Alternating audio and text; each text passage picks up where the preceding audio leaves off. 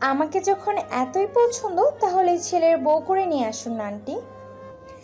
কথাখানা বলে হাসতে হাসতে পেছন ফিরতেই ফেঁসে গেল লামিয়া। তার সামনে দাঁড়িয়ে আছে লম্বা চড়া এক পুরুষ অবয়ব। ঠোঁটের হাসি মিলিয়ে গেল লামিয়ার। লোকটি কেমন অদ্ভুত দৃষ্টিতে তাকিয়ে আছে তার দিকে। অনেকটা অস্বস্তি হলো লামিয়ার। লোকটিকে দেখতে পেয়ে আয়েশা সুলতানা ব্যস্ত হয়ে পড়লেন। এসে গিয়েছিস, যা ফ্রেশ হয়ে আয়, আমি খাবার দিচ্ছি। লামিয়া গোল গোল চোখে তাকিয়ে আয়েশা আন্টির সাথে মানুষটির সম্পর্ক বোঝার চেষ্টা করলো। তখনই আয়েশা সুলতানার কথায় প্রতি উত্তরে গম্ভীর স্বরে মানুষটি বলল, আসছি। এতটুকু বলেই লম্বা কদম ফেলে বসার ঘর ছেড়ে ভেতরে চলে গেল। লামিয়া কপাল কুঁচকে জানতে চাইল, উনি কে ছিলেন আন্টি?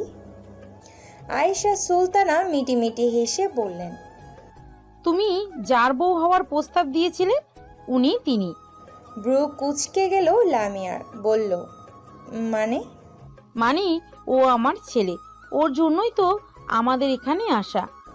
ভীষণ লজ্জায় পড়ল লামিয়া। সে তো জানতো না আন্টির আরেকটি ছেলে আছে। আন্টির একটি ছেলের সাথেই ওর পরিচয় হয়েছে, যে লামিয়ার চেয়ে বয়সে অনেক ছোট। তার ছোট ভাই মিঠুর সাথে একই ক্লাসে পড়ছে। সেজন্যই দুষ্টুমির ছলে এমন বেফাঁস কথা বলে ফেলল। অস্বস্তি নিয়ে নিজের সাফাই দিয়ে বলল, আপনি ভুল ভাবছেন আন্টি, আমি তো ওনাকে চিনি না, আমি রামের কথা বলেছি। আয়েশা সুলতানা হেসে ফেললেন, বললেন, রামি তো এখনো ছোট, তোমাকে ওর বউ করে আনতে আনতে আমি থুরথুরে বুড়ি হয়ে যাব। তাছাড়া তুমি বিয়ে করার জন্য শেষমেশ আমার এই বাদর ছেলেকেই পেলে। লামিয়া করুণ গলায় বলল, আমি তো আর জানতাম না আপনার আরও ছেলে আছে। আয়েশা সুলতানা ভীষণ মিশুক আর খোলা মনের মানুষ। লামিয়াকে অস্বস্তিতে পড়তে দেখে বললেন, এখানে এত লজ্জা পাওয়ার কিছুই নেই মেয়ে। আমার 3 ছেলে 1 মেয়ে। বড় ছেলে আর মেয়েকে বিয়ে দিয়েছি, বাকি দুটোর এখনো গতি করতে পারিনি। নিজের মেয়েটাকে পরের বাড়ি পাঠিয়ে দিয়ে যেখানে সেখানে মিষ্টি স্বভাবের মেয়ে দেখলেই নিজের মেয়ে বানিয়ে ফেলি। অস্বস্তি অনেকটাই কেটে গেল। মিষ্টি করে হাসলো লামিয়া। এবার লজ্জা কেটে একটু একটু করে কৌতূহল জাগলো, জানতে চাইল, ওনার জন্য এখানে এসেছেন মানে? বুঝলাম না তো আন্টি। তোমাদের এখানকার একটা কলেজেই চাকরি হয়েছে ওর। আমার ছেলে পেশায় একজন শিক্ষক। একা বাসায় কিভাবে কি খাবে না খাবে, তাই আমিও ওর সাথে চলে এসেছি। বছরের খুব একটা দেরি হয়নি, তাই রামের ভর্তি নিয়েও ঝামেলা হলো না। বড় ছেলের চাকরি আবার বাসার কাছাকাছি, তাই সে আর বৌমা বাসাতেই রইল। আর বেশি কিছু জানতে ইচ্ছে হলো না লামিয়ার। আয়েশা সুলতানাকে বিদায় দেওয়ার উদ্দেশ্যে বলল, আপনি তাহলে কাজ করুন আন্টি, আমি এখন আসছি। মা আবার ডাকাডাকি শুরু করবে। আয়েশা সুলতানা বাধা দিলেন না, সম্মতি দিয়ে বললেন। আচ্ছা এসো। সিঁড়ি ধরে এসে বড়সড় শ্বাস নিল লামিয়া। কতটা বিশ্রী পরিস্থিতিতে পড়তে হয়েছে তাকে। জীবনে বোধহয় এমন বিশ্রী পরিস্থিতিতে এই প্রথম পড়েছে। কান দিয়ে গরম দোয়া বের হচ্ছে। 4 তলায় যাওয়ার সিঁড়িতে পা রাখল সে। এই 4 তলা বাড়িটি তাদের, ঠিক 4 তলায় তারা থাকে, বাকি 3 তলা ভাড়া দেওয়া হয়েছে। আয়েশা সুলতানারাও তেমন ভাড়াটিয়া, ঠিক 3 তলায় ওনারা থাকেন। এখানে এসেছেন 1 সপ্তাহ। এর মাঝে বিল্ডিংয়ে সবার সাথে ওনার সখ্যতা গড়ে উঠেছে। ওনার সাথে ছোট ছেলে রামিকে দেখলেও আজকে লোকটিকে এতদিন দেখতে পায়নি লামিয়া। রামি ভীষণ চঞ্চল স্বভাবের ছেলে। এ কদিনে সেও সবার সাথে বেশ ভাব জমিয়ে ফেলেছে। রীতিমতো তাদের ঘরে মিঠুর সাথে আড্ডা চলে রামির। ঘরে ফিরেই দেখলো মিঠু রামি দুজনেই তার ফোনের উপর হামলে পড়ে আছে। ছোঁ মেরে ফোন নিয়ে নিল লামিয়া। ধমকে উঠে বলল, এই বয়সে ফোনের প্রতি এত আসক্ত হওয়া ভালো নয়। মিঠু চোখ মুখ উল্টে ফেলল, ঘাড় উঁচু করে বলল, এই বয়স? তুমি জানো আমরা ক্লাস 8-এ পড়ি। 8-এ পড়ুয়া ছেলে আবার ছোট হয়? কানের নিচে দুটো পড়লে আপনা আপনি ছোট হয়ে যাবি। রামি লামিয়ার পাশে এসে দাঁড়ালো, আফসোসের সুরে বলল, আফসোস, আজ প্রেম করার বয়সে একটা ফোন চালাতে পারছি না। ফোন না থাকলে মেয়ে পড়বে কিভাবে? তাই না? বলে রামের কান মলে দিল লামিয়া। রামি ভীষণ বাদর ছেলে, কান মলা খেয়েও তার বাদরামি কমলো না। হাসতে হাসতে বলল, বাসায় এত সুন্দরী সিনিয়র আপু থাকতে অন্য মেয়ে পড়াতে যাবো কোন দুঃখে? থাকুক, ফোন আমার লাগবে না, শুধু সিনিয়র আপুর হলে চলবে। মাঝখানে বাগড়া দিল মিঠু, বিরূপ করে বলল, তোর মতো গরিবের কাছে বোন বিয়ে দিতে যাব কোন দুঃখে? যার নিজেরই ফোন কেনার টাকা নেই, সে আমাকে তার একমাত্র শালাকে কিভাবে ফোন কিনে দিবে? লামিয়া দুজনের বাদরামো দেখে চোখ কপালে তুলল। অবাক হয়ে মিঠুর কাছে কৈফিয়ত চাওয়ার মতো বলল, তার মানে মিঠু তোকে ফোন কিনে দিতে পারলে আমাকে তার সঙ্গে বিয়ে দিতি? মিঠু দূর ছাই বলে হাত দিয়ে ময়লা ঝাড়া অভিনয় করে বলল, এমনিতেও তুমি কাজে না, যদি কাউকে এই অকাজে ঢেকি দান করে একটা ফোন পাই তবে মন্দ কি? রামি তাল মিলিয়ে মিঠুর পিঠে চাপড় মেরে বলল, দেখিস বন্ধু, একদিন আমিও গরিব থেকে বড়লোক হব, তখন তোকে একটা ফোন গিফট করে তোর বোনকে নিয়ে যাব, শুধু অপেক্ষায় থাক। ভাবুক হয়ে জানতে চাইল মিঠু। অপেক্ষা কতদিন? সারা জীবন। ফিক করে হেসে ফেলল লামিয়া। সত্যি ছেলে দুটো ভীষণ দুষ্ট। মিঠু রামিকে তাড়া করতে করতে দুজনে ঘর ছেড়ে বেরিয়ে গেল।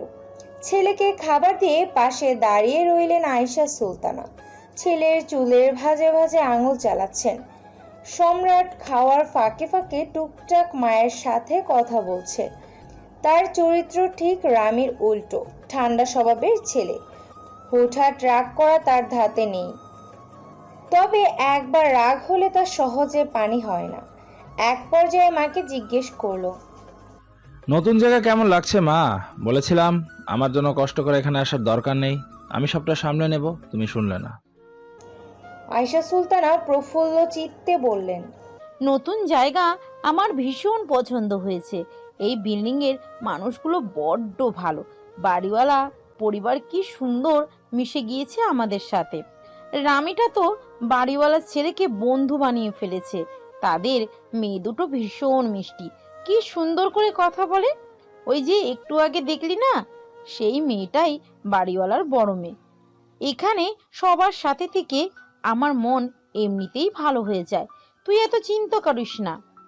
সম্রাটের কোনো ভাবান্তর হলো না, এক মনে খাবার চালিয়ে গেল। মা ভীষণ গল্পপ্রিয় আর মিশুক স্বভাবের। সহজেই সবার সাথে মিশে গিয়ে গল্প জুড়ে দেওয়ার ক্ষমতা আছে ওনার। তাই সপ্তাহ পেরোনোর আগেই সবাইকে আপন করে নিয়েছেন। এই স্বভাবের কারণে বারবার ঠকে যান তিনি। একবার এক ভদ্রমহিলার সাথে ঘনিষ্ঠ সম্পর্ক গড়ে তোলেন। ভদ্রমহিলা ঝোপ বুঝে কোপ মারলেন। দাওয়াতে যাওয়ার কথা বলে মায়ের কাছ থেকে বেশ কিছু গয়না গাটি নিয়ে নিরুদ্দেশ হয়ে যান। পরবর্তীতে জানা গেল এদের কাজই হলো ধান্দাবাজি করা। এর আগে অনেকের সাথে এমন ঘটনা ঘটিয়েছে, তবু মায়ের বোঝ হয়নি। তিনি নরম মনের সহজ সরল মানুষ, সবাইকে অল্পতেই বিশ্বাস করে ফেলেন। চৈত্র মাসের ভাবসা গরমে লামিয়ার মাংস সেদ্ধ করা যাবে। দুদিন যাবৎ প্রচন্ড গরম পড়ছে, ফ্যানের বাতাসেও গরম হাওয়া ছাড়ছে। প্রচন্ড গরম সহ্য না হওয়ার অগত্যা দুবার গোসল করলো লামিয়া। তবুও স্যাঁতসেঁতে ঘামে জামা ভিজে শরীরের সাথে আষ্টে পিষ্টে আটকে আছে। ফ্যানের নিচে নিজেকে ঠান্ডা করার প্রক্রিয়া চলছে। তখনই মায়ের ডাক পড়লো, লামিয়া, একটু পর সন্ধ্যা নামবে। আজ ছাদে শুকনো কাপড়গুলো রয়ে গিয়েছে, নিয়ে আয় তো মা। যাচ্ছি বলে ওড়না গায়ে জড়িয়ে সিঁড়ি ধরে এগোতে লাগলো লামিয়া। সিঁড়িঘর পুরো ফাঁকা, কোথাও কারো টিকটিকিও নজর পড়ছে না। গুনগুন শব্দে গান ধরলো লামিয়া। কেন মেঘ আসে হৃদয়ের আকাশে, তোমারই দেখিতে দেয় না। মোহমেঘে তোমারে অন্ধ করে রাখে, তোমারে দেখিতে দেয় না। মাঝে মাঝে তবু দেখা পাই, চিরদিন কেন পাই না। ছাদের দরজায় গিয়ে থামতেই ভরকে গেল লামিয়া। সেদিনের মানুষটি ছাদে দাঁড়িয়ে, শুধু দাঁড়িয়ে থাকলে তার কোনো সমস্যা ছিল না। যথারীতি সেদিনের মতো আজকেও অদ্ভুত শান্ত দৃষ্টিতে তার দিকে তাকিয়ে আছে। দৃষ্টি নড়চড় হচ্ছে না। লামিয়ার অস্বস্তি হলো। একটু আগে যে সে গান গাইতে গাইতে এসেছে, লোকটি কি শুনে ফেললো? এই জন্যই কি এমনভাবে তাকিয়ে আছে? নিজে নিজে গুনগুন করে গান গাইলেও কারোর সামনে পড়ে গেলে বিব্রত বোধ করে লামিয়া। তার গানের গলা খুব একটা ভালো নয়। এখানে তো সম্পূর্ণ অপরিচিত একজনের সামনে পড়ল। অস্বস্তি দ্বিগুণ বাড়ল। হাঁসফাঁস করে উঠল লামিয়া। দ্রুত পা চালাতে গিয়েও যেন সে এগোতে পারছে না। কিছু একটা বারবার পা টেনে ধরছে। এলোমেলো পায়ে ছাপ ফেলে দড়ি থেকে কাপড় তুলল। মনে হচ্ছে লোকটি এখনো তার দিকেই তাকিয়ে আছে। সিঁড়িঘরে এসে বাকি পথ এক প্রকার দৌড়ে নেমে এলো। নিজে নিজেই কপাল চাপড়ালো। এমন অস্বস্তিকর ঘটনা কেন তার সাথেই ঘটতে হলো? নিচে এসে টের পেল তাড়াহুড়ায় একটা জামা ফেলে এসেছে। বৈশাখ মাসের প্রথম সপ্তাহ। পৃথিবীর অন্ধকার করা এক টুকরো কালো মেঘ সকাল থেকেই আকাশে ঘুরে বেড়াচ্ছে। মাঝে মাঝে সে ঘুরি বৃষ্টি হচ্ছে, আবার ঝট করেই থেমে যাচ্ছে। সকাল থেকে মেঘ মেঘ খেলায় এবার মুষলধারে বৃষ্টি নামলো। ভীষণ বিরক্ত হলো লামিয়া। তার ভালো নাম দিলারা জাহান লামিয়া। সবাই লামিয়া ডাকলেও বাবা লামু নামেই ডাকেন। লামিয়া, সেই ছোট্ট লামিয়ার টলমলে চোখে তিনি একটি বিশাল নদী দেখতে পেতেন। নদী ভালোবাসার মানুষটির সব বাদ দিয়ে লামু নামেই মেয়েকে ডাকা শুরু করলেন। লামিয়া মনটা খারাপ হয়ে গেল এমন ঝুমঝুমি বৃষ্টি দেখে। বৃষ্টি তার অপছন্দ তেমনটা নয়, তবে এমন বৃষ্টি দিনে বাইরে বের হওয়া পৃথিবীর সবচেয়ে বিরক্তিকর কাজ তার কাছে। বৃষ্টি হচ্ছে হোক, সে বারান্দায় দাঁড়িয়ে এক কাপ চা হাতে বৃষ্টি উপভোগ করবে, অথবা কাঁথা মুড়ি দিয়ে লম্বা একটা ঘুম দেবে। বাইরে কেন যেতে হবে? বাধ্য হয়েই আজ বাড়ি থেকে বের হয়েছে সে। কেমিস্ট্রি ডিপার্টমেন্টের স্টুডেন্টদের ধরতে গেলে সারা বছরই ল্যাব নিয়ে দৌড়ঝাঁপের ওপর থাকতে হয়। তার উপর সে এখন ফাইনাল ইয়ারের ছাত্রী। ল্যাবে না থাকলে কেউ মেরে ধরেও এমন বিরূপ আবহাওয়ার মাঝে তাকে ক্যাম্পাসে পাঠাতে পারত না। ব্যাস, বাস এসে থামলো স্টপেজে, কিন্তু বৃষ্টি থামার নাম নেই। মাথায় ছাতা ধরে দৌড়ে কোনোভাবে একটা দোকানের ছাউনি নিচে দাঁড়ালো। আশেপাশে চোখ বলিয়ে দেখলো কোনো সিএনজি পাওয়া যায় কিনা, কিন্তু ভাগ্য সহায় না হলে যা হয়। রাস্তার দু একটি সিএনজি দেখা গেলেও দেখে মনে হচ্ছে লোকজনে ভর্তি। স্টপেজ থেকে তার বাসায় বেশি দূর নয়, হেঁটে গেলে 10 মিনিট এর কথা, কিন্তু বৃষ্টির তোড়ের মুখে পড়ে হেঁটে ফিরতে পারছে না।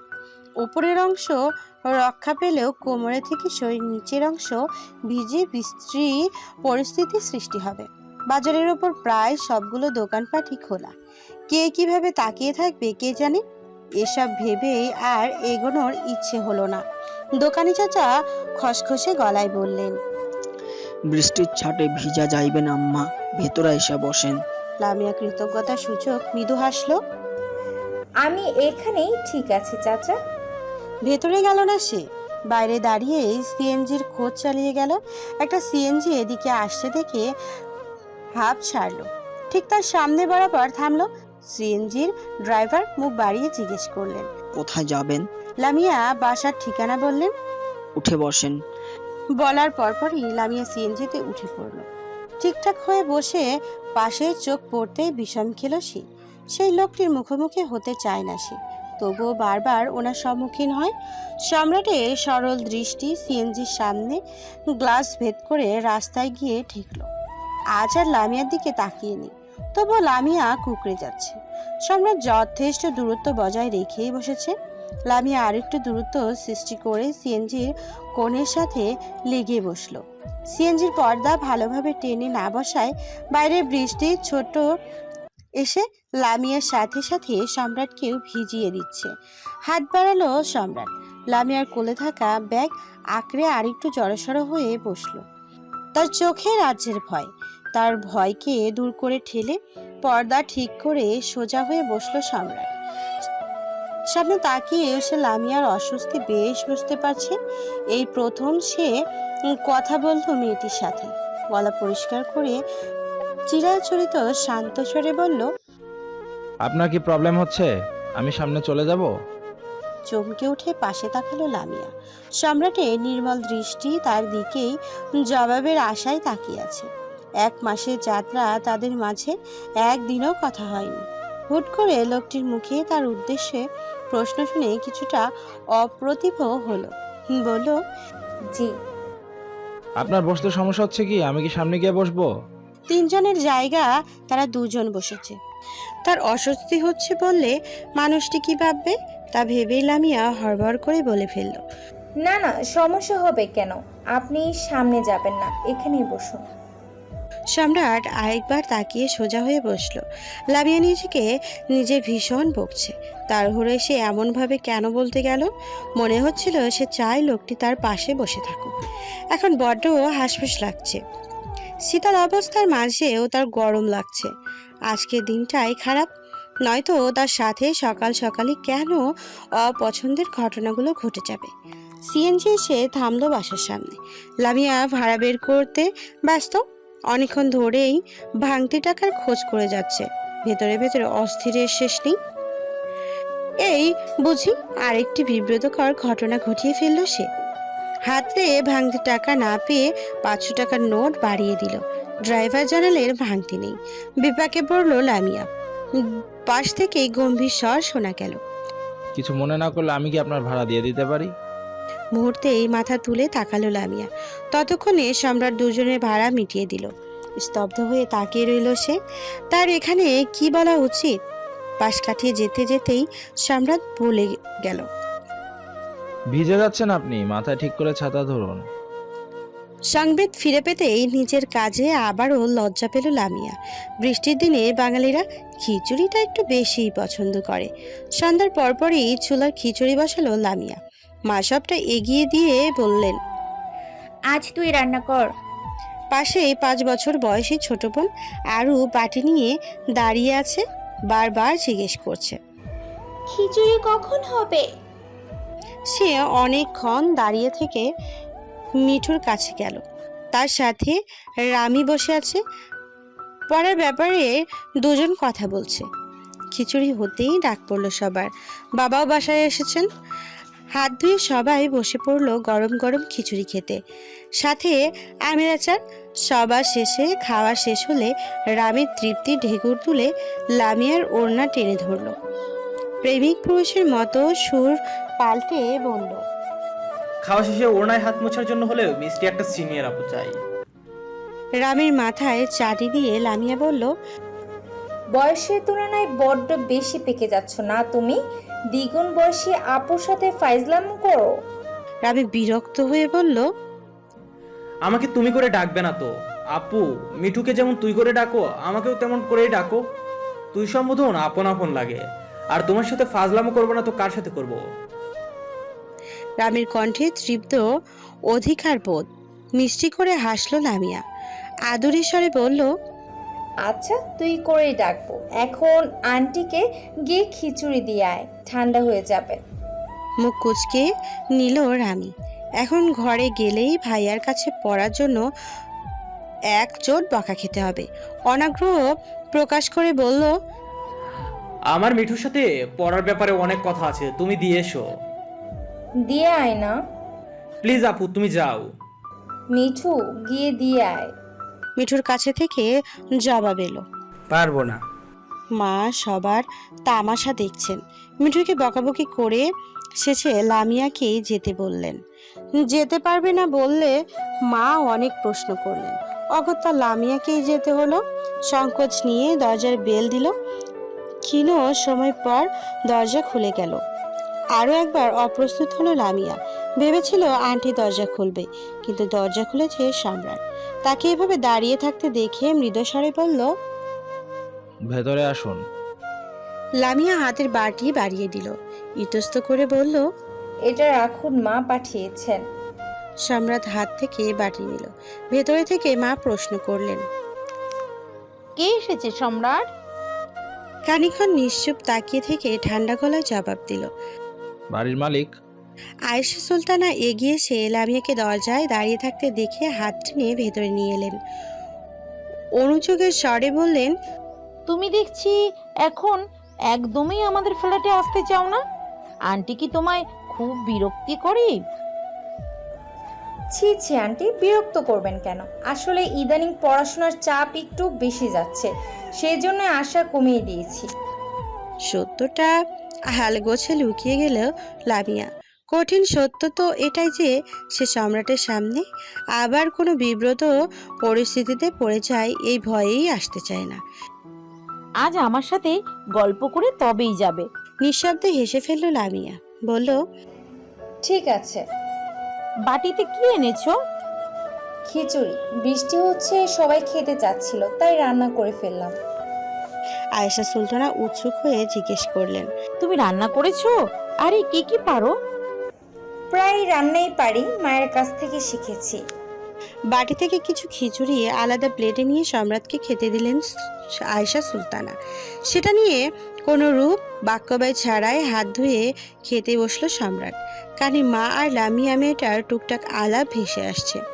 কারোর সাথে পরিচিত না হলেও তার সম্পর্কে অনেক কিছুই জানা হয়ে গিয়েছে সম্রাটের। কেননা বাসায় আসলেই মা সবাইকে নিয়ে গল্প জুড়ে দেন। সে মন দিয়ে শোনে। স্বামীহারা এই নারীটি সময় পেলেই সে মুগ্ধ হয়ে দেখে। মাকে যে হাসি খুশি দেখতে চায়। মা নামক এই নারীটি কষ্ট পেলেও তার বুকের ভেতর ভীষণ জ্বালা করে। লামিয়া আর চোখে একটু পরপর সম্রাটের খাওয়া দেখছে। তার রান্নাঘরের মানুষ ছাড়া বাইরের কেউ কখনো ট্রাই করেনি। আগে প্রথম আন্টির জন্য নিয়ে এসেছিল। লোকটি কোনো ফিডব্যাক দেবেন কি?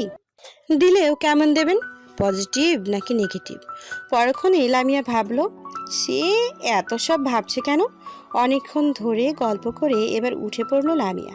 আয়েশা সুলতানাকে বিদায় জানিয়ে দরজার দিকে পা বাড়ালো।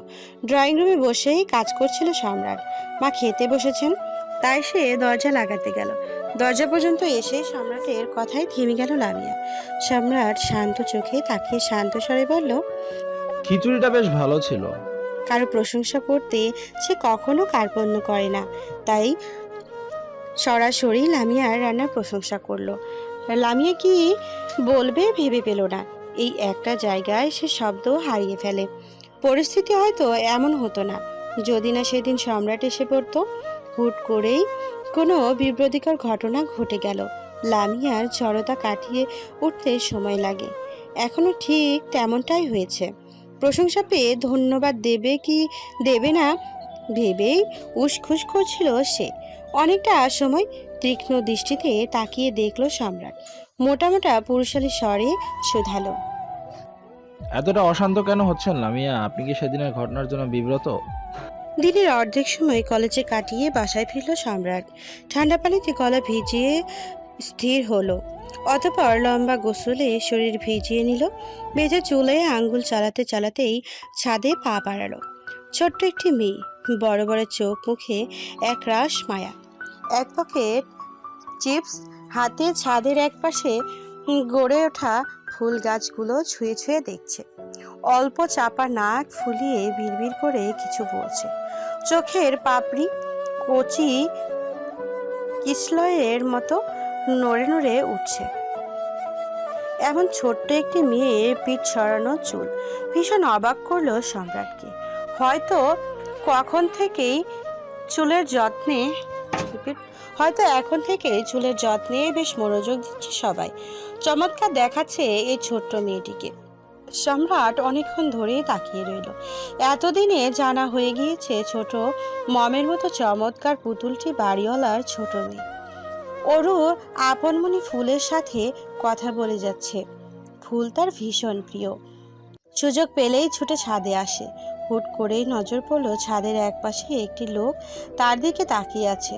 ছোট ধারণা লোকটি তার দিকে নয়, তার চিপসের দিকে ড্যাব ড্যাব করে তাকিয়ে আছে। সম্ভবত খেতে চাচ্ছে। তা নয় তো কি। ছোট ছোট পায়ে এগিয়ে গেল আরু। এক হাত কোমরে রেখে গম্ভীর হওয়ার চেষ্টা চালিয়ে বলল, আপনি কি চিজ খেতে চাচ্ছেন? সম্রাট অল্প বুস্তর হাসার চেষ্টা করেও হাসল না। অন্যথায় এই ছোট্ট বাঘিনীর থাবায় পড়ে প্রাণ নাশ হয়ে যায়। দেখা গেল মেয়েটি কেঁদে কেটে সমুদ্র তৈরি করে ফেলল। এতে তার জেল জরিমানা হলেও হতে পারে। বাড়িওয়ালার মেয়ে বলে কথা। সম্রাট কিছু বলার পূর্বেই আরও চিপসের প্যাকেট সরিয়ে নিল। বলল, দেব না। আপনাকে চিপস কেন দেব? একদম তাকাবেন না, আমার পেটে ব্যথা করবে। স্তব্ধ হয়ে গেল সম্রাট। পরক্ষণেই নিঃশব্দে হেসে বলল, কিন্তু আমার যে তোমার কাছ থেকে চিপস খেতে ইচ্ছে করছে। আমার তো এইটুকুনো চিপস। মুখে ছোট করে 2 আঙ্গুলে পরিমাণ করে দেখালো অরু। সম্রাট মায়া মায়া চোখে তাকালো। সে আবিষ্কার করলো ফুল গাছগুলোর পাশে আরও একটি ফুল, যে তাকে পিট নজরে পর্যবেক্ষণ করে যাচ্ছে। সম্রাটটাকে একটু রাগিয়ে দিতে চাইলেও মেকি উপহাসের সুরে বলল, তোমার মন খুবই ছোট, তাই তো আমায় চিপস দিচ্ছ না। সম্রাটের ঔষধে কাজ হলো। তেতে উঠল অরু। কোমরে হাত দিয়ে আঙ্গুল ঘুরিয়ে পুরো ছাদ দেখালো সম্রাটকে। ঝাঁঝালো স্বরে বলল, এই বিশাল বাড়িটা দেখছেন না? এটা আমাদের বাড়ি। আমরা অনেক বড়লোক। যারা বড়লোক তাদের মনটাও বড়, তাই আমার মনটা ছোট নয়, একদম নয়। সম্রাট মিটমিট হাসল। অরুর মতোই মুখভঙ্গি নিয়ে বলল, তাহলে চিপস দিতে এত কার্পণ্য কেন করছো? অরু কাদো কাদো চোখে তাকালো। গাল ফুলিয়ে সম্রাটের দিকে চিপসের প্যাকেট বাড়িয়ে দিল। সে প্রমাণ করতে চাইলো তার মন ছোট নয়, একদমই ছোট নয়। বিশাল বড় মনের অধিকারিণী সে। তার গভীর টলটলে চোখে বলে দিচ্ছে সম্রাট চিপস হাতে নিলেই বড়সড় একটা সর্বনাশ করবে। কেঁদে ফেলবে অরু। হয়তো ছাদে শুয়েই গড়াগড়ি খাবে। নিচু হয়ে অরুর সামনে বসলো সম্রাট। শিমুল তুলোর মতো তুলতুলে নরম গাল টেনে দিয়ে বলল, তোমার চিপস আমার লাগবে না, আমি তোমাকে চিপস কিনে দেবো, নেবে তুমি? আরও নাকমুখ কুচকে অনবরত গাল ঘষে চলল। গাল টানাটানি খুবই বিরক্তিকর করে তাকে। চোখ মুখে একরাশ বিরক্তি প্রকাশ করে গাল ফুলিয়ে বলল, আমার গাল ধরবেন না, আমি পছন্দ করি না। যদি ধরি তুমি কি করবে? আমি আপনার গাল টেনে দেব। তুমি কি সবসময় এমন ঝগড়া করো? অরু রেগে যাচ্ছে। তা দেখে মৃদু হাসছে সম্রাট। রাগে ফোঁস শব্দ করে উঠল অরু। বলল, আমি ঝগড়া করি না। আরও কেউ অতিরিক্ত মাত্রায় চটে যেতে দেখে সম্রাট তাকে আরও একটু সাহায্য করলো। রাগের মাত্রা আরেক ধাপ বাড়িয়ে দিতে বলল, আমি তো দেখলাম তুমি বেশ ঝগড়া করতে জানো। আমি কিন্তু রেগে যাচ্ছি, আমি মোটেও ঝগড়া করি না। বলতে বলতেই কেঁদে ফেললো ওর। পানির ট্যাঙ্ক দুটো পরিষ্কার করার জন্য রামি মিঠু দুজনকে দুটো ট্যাঙ্কে ঢুকিয়ে দিল লামিয়া। সারাদিন স্কুলে থাকায় হাতের নাগালে পায়নি তাদের। দুজনে পরিষ্কারের কাজ করছে কম, দুষ্টুমি করছে বেশি। ট্যাঙ্কারের গায়ে জমে ময়লা হাতে নিয়ে মিঠু বলল, রামি, আমি বিশাল বড় একটা জিনিস আবিষ্কার করে ফেলেছি। এবার আর কেউ আমাকে অ্যাওয়ার্ড নেওয়া থেকে আটকাতে পারবে না, কভি নেই। রামি বেশ একটা পাত্তা দিল বলে মনে হলো না। অবজ্ঞা সুরে বলল, তোর আবিষ্কারে আমি ভরসা করতে পারছি না। দেখা গেল নিজেকে আবিষ্কারের উপর এক্সপেরিমেন্ট করতে গিয়ে তুই নিজেই মরে গেলি। তাহলে জনগণ কিভাবে তোর উপর আস্থা রাখবে? দেশের একজন সচেতন নাগরিক হিসেবে দেশ ও জাতির এত বড় ক্ষতি আমি কিছুতেই হতে দিতে পারি না। বেশ অসন্তুষ্ট হলো মিঠু। বলল, আগামীতে অ্যাওয়ার্ডপ্রাপ্ত একজন সম্মানিত বিজ্ঞ লোককে অপমান করার অধিকার তোর নেই। তুই নিতান্তই একটা মূর্খ। মহামান্য সম্মানিত বিজ্ঞ লোক, আপনাকে অপমান করার অনুতাপে আমি জ্বলে পুড়ে যাচ্ছি। আপনার বিশাল আবিষ্কার সম্পর্কে আমার জানার অত্যন্ত জরুরি, নইলে যে আমি মরে যাব। আপনার পা ধরে গড়াগড়ি খাবো। অনুগ্রহ করে যদি বলতেন আপনার আবিষ্কার সম্পর্কে, তবে বড় কৃতার্থ হলাম। মিঠু দম্ভিকতার সাথে মাথা উঁচু করলো। বিজ্ঞদের মতো ধারণা ছিল তার আবিষ্কার সম্পর্কে। ট্যাঙ্কে জমে থাকা লাল রঙের ময়লা হাতে নিয়ে বলল, এগুলো দিয়ে দারুণ চা বানানো যাবে। চুমুক বসালেই মনে উড়ু উড়ু প্রজাতিরা ডানা ঝাপটেই বলবে, আহ কি চমৎকার! এই দারুণ আবিষ্কারের জন্য বোধহয় অ্যাওয়ার্ড হিসেবে আমার একটা ফোন পাওয়া উচিত। রামি বলল, তাহলে তোর বাপকে বলিস চিনি চা পাতা আনার দরকার নেই, এগুলো দিয়ে জম্পেশ চলবে।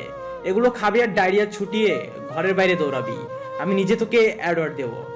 আমার পক্ষ থেকে অ্যাওয়ার্ড হিসেবে থাকছে 101টা জুতার বাড়ি। আহা, ব্যাপারটা তুই বুঝলি না। আমি তো এই চমৎকার চা তোকে খাওয়াতে চাচ্ছি। রামি হাতে জমে থাকা ময়লা পানি ছুঁড়ে মারলো মিঠুর দিকে। বেটা তুই খা। ফের মিঠু ছুড়ল। লামিয়া বাকরুদ্ধ হয়ে দাঁড়িয়ে রইল। করতে বসছে কি আর করছে কি, দুজন ছোড়াছুড়ি দেখে ধমকেও থামাতে পারেনি লামিয়া। লাঠি খুঁজতে ছাদের অন্য পাশে গেল। চোখজোড়া স্থির হয়ে গেল, সামনে আর এগোতে পারল না। অরুর ফোলা ফোলা গাল দুটো রেগে আর একটু ফুলে আছে। হাত নাড়াতে নাড়াতে তর্ক করে যাচ্ছে সম্রাটের সাথে। সম্রাট নামক অদ্ভুত লোকটি নিঃশব্দে কেবল হেসে যাচ্ছে। এক গাদা হাসিতে সামনে দাঁতগুলো চকচক করে উঠছে। মাথা থেকে পা পর্যন্ত আপাদমস্তক লোকটির খুঁটিয়ে খুঁটিয়ে দেখল লামিয়া। খুব বেশি ফর্সা নয়, আবার কালোও বলা যায় না। রক্ত শক্তপোক্ত পেটানো শরীর, হাত ভর্তি কুচকুচে কালো লোম। টি শার্টের ওপরে ফুলে ফেপে ওঠা পেশি স্পষ্ট ভেসে উঠেছে। বারবার ব্যাক ব্রাশ করে চুলগুলো পেছনে ঠেলে দিচ্ছে। সাধারণ একজন পুরুষ মানুষের মতোই দেখতে। পুরো মানুষটিকে দেখতে অসাধারণ মনে না হলেও তার চোখ দুটোতে কিছু একটা আছে। ভীষণ ধারালো তার নজর, যা এক পলকেই লামিয়াকে জুবুথুবু লজ্জায় ফেলে দিতে সক্ষম। লামিয়ার ধ্যান জ্ঞান কয়েক মুহূর্তের জন্য সম্রাটের ওপর সীমাবদ্ধ হলো। হুট করে সম্রাটের নজর পড়ল। চোখাচোখি হয়ে গেল দুজনের। লামিয়া তাকিয়ে থাকার সাহস পেল না, ফের লজ্জায় আড়ষ্ট হলো। সে কেন এইভাবে তাকাতে গেল? ইস, নিজেকেই নিজে ভীষণভাবে বকল। এখান থেকে কেটে পড়ার ছুতো খুঁজল। এগিয়ে গেল অরুর দিকে, তার হাতে হাত ধরে বলল, তোকে সেই কখন থেকে খুঁজে যাচ্ছি আমি, এখানে কখন এলি? অরুর চোখ পিটপিট করে তাকালো। সরল মনে বোকা বোকা স্বরে বলে ফেলল, তুমিও তো আমাকে এখানে দাঁড় করিয়ে ছাদের ওই পাশে গেলে, তাহলে খুঁজলে কখন? হকচকিয়ে উঠল লামিয়া। যদি এই মুহূর্তে এই ছাদটা ফাঁকা হয়ে যেত, তবে এক মুহূর্তে এখানে দাঁড়িয়ে থাকতো না। ভয়ঙ্কর রকম লজ্জা থেকে বাঁচতে লুকিয়ে পড়ত। শ্বাসরুদ্ধ হয়ে এলো তার। আরুর মোটেও উচিত হয়নি চরম সত্যিটা সম্রাট নামক লোকটির সামনে প্রকাশ করা। কারো সামনে লজ্জিত হওয়ার অপমান সহজভাবেই নিতে পারার গুণ তার নেই। অপমানে চোখ ফেটে কান্না আসছে। লামিয়ার মতে ওরও তাকে লোকটির সামনে অপমান করলো। ভীষণ রকম অপমান, যা তার আত্মসম্মানে লেগেছে। রাগিয়ে ক্ষোভে এসে কড়া চোখে তাকালো। ধমকে উঠল আরুকে, একদম নিজের দোষ ঢাকার চেষ্টা করবি না অরু। আমি তোকে আমার সাথেই দাঁড় করিয়ে দিয়েছি। মিথ্যা চাপিয়ে দিয়ে অরুকে কোলে নিয়ে দ্রুত স্থান ত্যাগের উদ্দেশ্যে পা চালালো লামিয়া। অরু মাথা চুলকে মনে করার চেষ্টা করলো আপু কখন তাকে নিজের সাথে দাঁড় করালো। এদিকে মিঠু আর রামি দুষ্টুমিতে ব্যস্ত। প্রথম থেকে শেষ পর্যন্ত একটি বারের জন্য দৃষ্টি হেরফের হয়নি সম্রাটের। তীক্ষ্ণ নজরে লামিয়াকে পর্যবেক্ষণ করলো সে। দুদিন আগে স্মৃতি রোমন্থন করলো। মেয়েটাকে সহজ করার উদ্দেশ্যে থাকলেও তাকে আরও বিব্রত দেখালো সেই দিন। খিচুড়ি দিয়ে অনবরত চোখের পলক ঝাপটে কোনোভাবে পালিয়ে এলো সে। মেয়েদের সকল রূপের বাইরে সৌন্দর্য মণ্ডিত আরেকটি রূপ হলো লজ্জা পাওয়া। সম্রাটের মনে হলো লজ্জা পেলে মেয়েদের চমৎকার লাগে। লজ্জা নামক নতুন রূপটি যখন সামনে আসে, তখন তাদের সকল দৈহিক সৌন্দর্য ফিকে হয়ে যায়। চোখে ভাসে কেবল লজ্জার জড়সড় মুক্তি। এই রূপ দেখার জন্য একজোড়া স্বচ্ছ চোখ প্রয়োজন। সম্রাট ছাদের দরজায় তাকিয়ে থাকে। নিমেষহীন মনে কোনো নতুন ভাবনার সঞ্চার হয়। অতঃপর দুই ঠোঁটের ফাঁক গলে বেরিয়ে আসে কিছু শব্দ। আপনি বড্ড বেশি লাজুক লামিয়া। বৃষ্টি থামার পরের মুহূর্ত আকাশে কালো মেঘ কেটে গিয়ে পরিষ্কার দেখাচ্ছে। গাছপালা ফিরে পেয়েছে তার সজীবতা। শীতল বাতাস শরীর ছুঁয়ে এক রোমাঞ্চকর পরিবেশ সৃষ্টি করেছে। এ সময় হয়তো কোনো এক দম্পতি ভীষণ কাছাকাছি, আঙ্গুলে আঙ্গুল ছুঁয়ে ভরসায় কাঁধে মাথা ঠেকিয়ে ঝুম বৃষ্টির পরাজিত দৃশ্য দেখছে, করছে মনের চিঠি আদান প্রদান। হয়তোবা হচ্ছে কোনো এক গাছের মগডালে বসে নাম না জানা একজোড়া পাখির নব নব প্রেমের সূচনা। ক্ষণকাল পূর্বে তর্জন গর্জন করে বেশ আয়োজিতভাবেই ঝুম বৃষ্টি হলো। প্রকৃতি এখন বেশ শান্ত রূপ ধারণ করেছে। ঝুল বারান্দায় দাঁড়িয়ে এক কাপ ধোয়া ওঠা চায়ে চুমুক দিয়ে মুহূর্তটি উপভোগ করল লামিয়া। হাতে এখনো চায়ের শূন্য কাপ ঝুলে আছে। পাশেই হুমায়ুন আহমেদের বৃষ্টিবিলাস বইয়ের নজর কাড়া মলাট উকিঝুঁকি দিচ্ছে। বইটি অর্ধেক পড়া হয়েছে লামিয়ার। বৃষ্টি শেষে বিষণ্ণ আকাশ, বই আর সে। ভীষণ রোমান্টিক আবহাওয়া, আকস্মিক এমন প্রেমময় পরিবেশ আর বড্ড প্রেম প্রেম নেশা চড়ল মনে। বড় ঝড়ো বাতাসেও যেন মিষ্টি ভালো লাগার গন্ধ, ঢেউতলা প্রেমের অনুভূতি। দিন দুনিয়া ভুলে লামিয়া প্রেমে পড়তে চাইল। আকাশ পাতার এক করা প্রেম, হৃদয় এফোর ওফোর করা প্রেম, দুঃখ দুঃখ প্রেম, কঠিন প্রেম, সব রকম প্রেম একবার করে ছুঁতে চাইল সে। সে প্রেম তার মাঝে সীমাবদ্ধ থাকবে। লুকোচুরি প্রেম শিহরণ জাগাবে মনে। পৃথিবীর কোনো মানুষ জানবে না তার নেয়া প্রেমের গল্প, কেবল সে জানবে। দুরু দুরু বুক কাঁপবে, প্রেমের বিষণ্ণতায় মরিয়া হয়ে হাউমাউ করে কাঁদবে। হুট করে ভীষণ ভালো লাগায় মুখ লুকিয়ে হাসবে, উকিঝুঁকি দিয়ে দেখবে কেউ দেখেনি ভেবে বুকে হাত চেপে প্রলম্বিত শ্বাস ছাড়বে। তবে প্রেম হবে জীবন মরণ প্রেম, লাল নীল রঙের প্রেম। অনুভূতি হবে সদ্য প্রেমে পড়া কিশোরীর মতো। পাহাড় থেকে সমুদ্র, এই বিশাল আকাশ থাকবে তার তীব্র প্রেমের সাক্ষী। মানুষটি হবে তার কল্পিত পুরুষ। চোখ বুঝল লামিয়া, কল্পনায় তার কল্পপুরুষকে আঁকার চেষ্টা করলো। মনে গোপন তুলিতে নিখুঁত এক চিত্র আঁকলো। বারবার চেষ্টা করেও মুখটি সেই কিছুতেই আঁকতে পারছে না। ছবিতে কোনো মুখ বসাতে পারছে না, খাপ খাচ্ছে না। এবার ভীষণ মন খারাপ হলো লামিয়ার, কঠিন মন খারাপ। সে প্রেমে পড়তে চাইল, যেন কেন প্রেম নয়, উচ্ছল কিশোরীদের মতো প্রেম, ঘন আবেগের পসরা সাজানো প্রেম। অথচ এই সুখ মুহূর্তেও খুশি হতে পারল না লামিয়া। সে সঠিক কল্পিত পুরুষের চেহারা নির্ণয় করতে পারল না। তার ভীষণ দুঃখ হলো। 23 বছরের জীবনে এসে কঠিন আবেগী প্রেমে পড়তে চাইল। এমন টুপ করে ধূপধাপ প্রেমে পড়ে যাওয়াই বয়সে মেয়েদের মানায় না। তবুও সে প্রেমে পড়তে চাইল, কিন্তু সফলতা ছুঁতে পারছে না।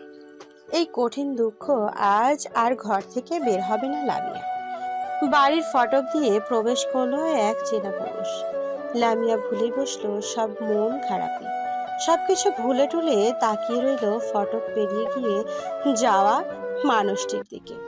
সম্রাটের শরীরে ফর্মাল ড্রেস, কলেজে থেকে ফিরছে বোধ হয়। এলো চুল কপালের উপর ছড়িয়ে ছিটিয়ে আছে। অল্প স্বল্প ঠান্ডা অনুভূত হলেও শটান হয়ে হেঁটে আসছে। কিছু না ভেবেই একবার উপরে তাকালো সে। লামিয়া আরও একবার অপ্রস্তুত হলো।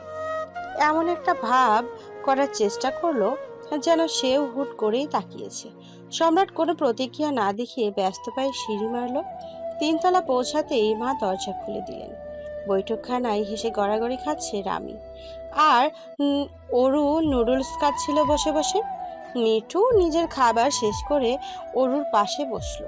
আদরে আদরে ভাত নিয়ে বলল, ভাইয়া তোমার থেকে একটুখানি খাই। আজ মন ভালো ছিল অরুর।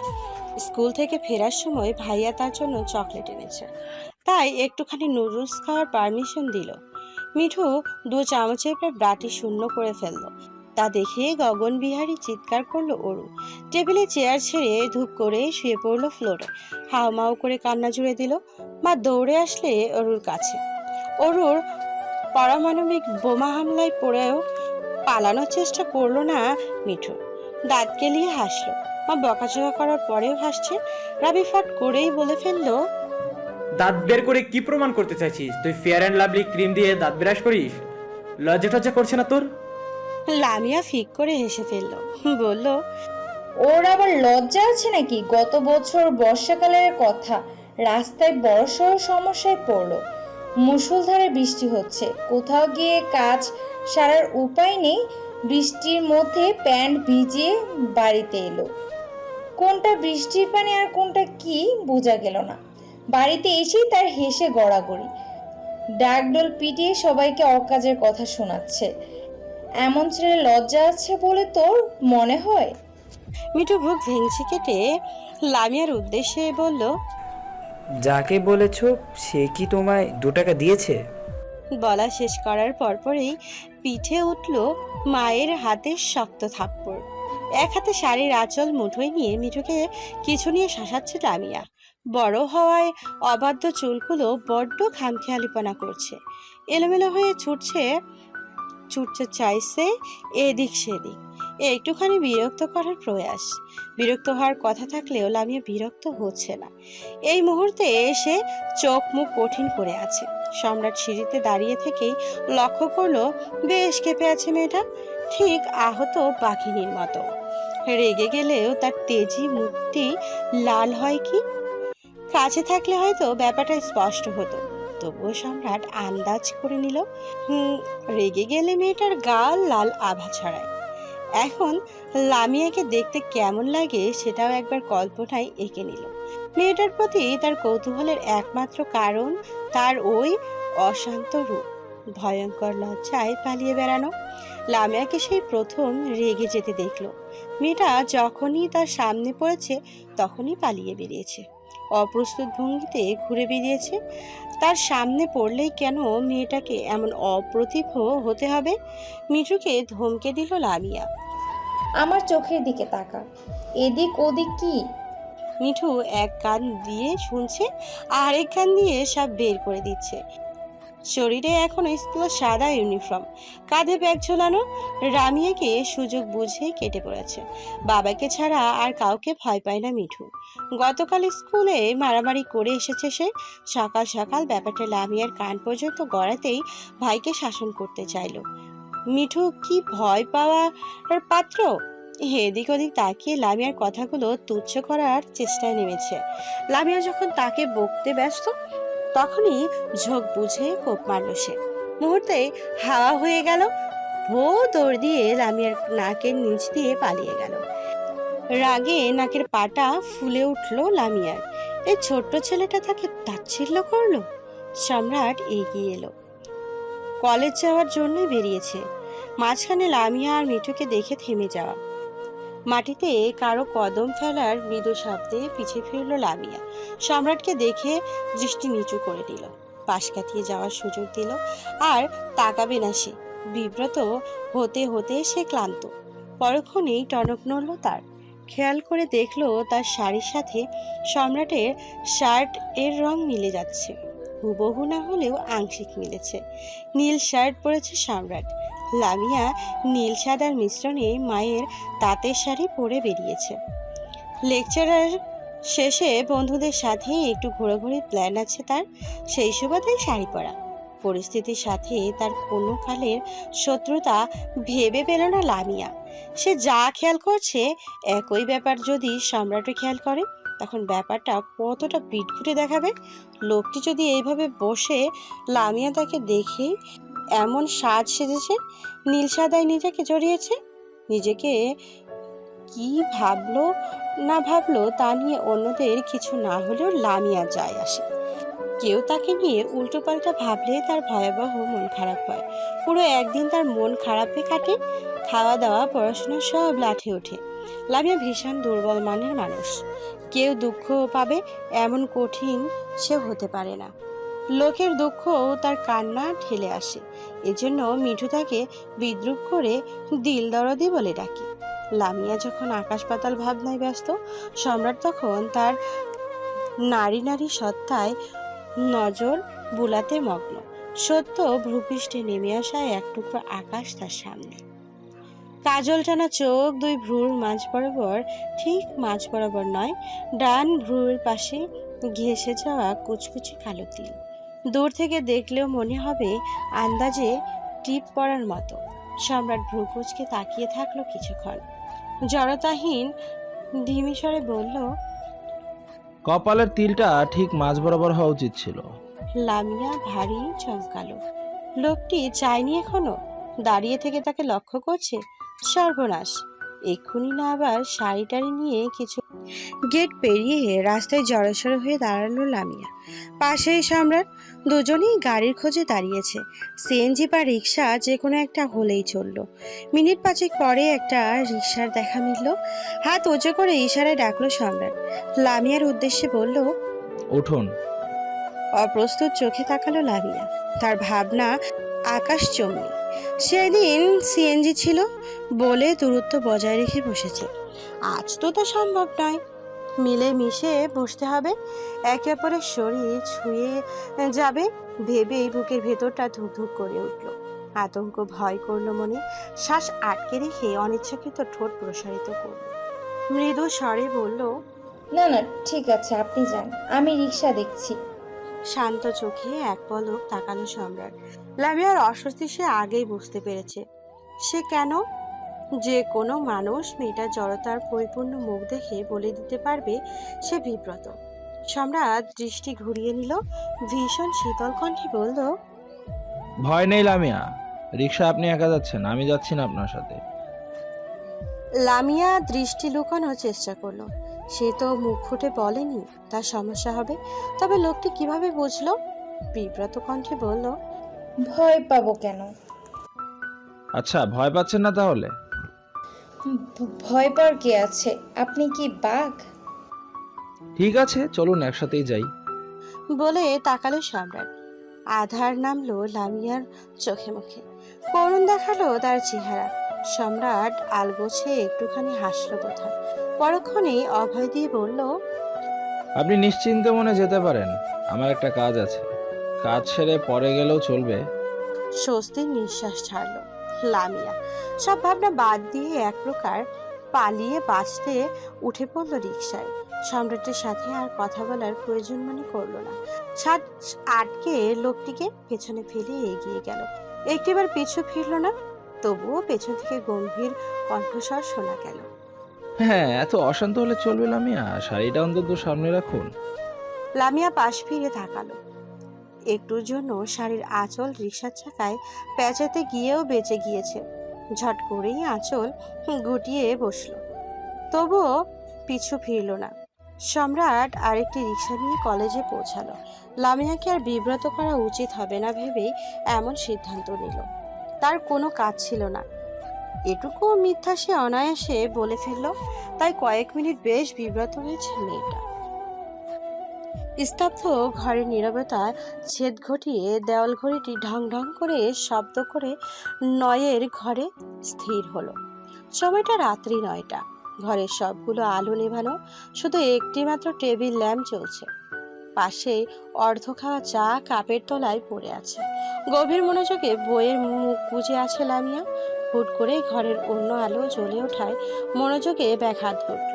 মেজাজ খারাপ হলো তার, যাকে বলে প্রচণ্ড রকম মেজাজ খারাপ। পড়ার সময় এমন ডিস্টার্ব তার কোনো কালেই পছন্দ না। পড়তে গেলে কারো বিন্দুমাত্র শব্দ সে সহ্য করতে পারে না। ঘরের প্রতিটি কোণে মিঠুর চোখ বোলানো শেষ। কোথাও ফোনের দেখা না পেয়ে বলল, তোমার ফোন কোথায় আপু? কঠিন দৃষ্টিতে তাকালো লামিয়া। ফোঁসফোঁস করে নাকের পাটা ফুলে উঠল। এই মুহূর্তে মিঠু নামক প্রাণী তার 4তলা বিল্ডিংয়ের ছাদ থেকে ফেলে দিতে ইচ্ছে করছে। এরপর জুয়েল হলে হোক, অন্তত সেখানে মনোযোগ দিয়ে পড়তে পারবে। এতটা হাইপার হওয়ার কথা ছিল না লামিয়ার। একটু ইকুয়েশন কিছুতেই মাথায় ঢোকাতে পারছে না। তার মাঝে মিঠু বিরক্ত করা সহ্য হলো না। সজোরে ধমকে উঠল, সারাদিন কিসের ফোন? এই তোর পড়াশোনা নেই? ডাকবো বাবাকে? বাবা পাশ দিয়ে যাচ্ছিলেন।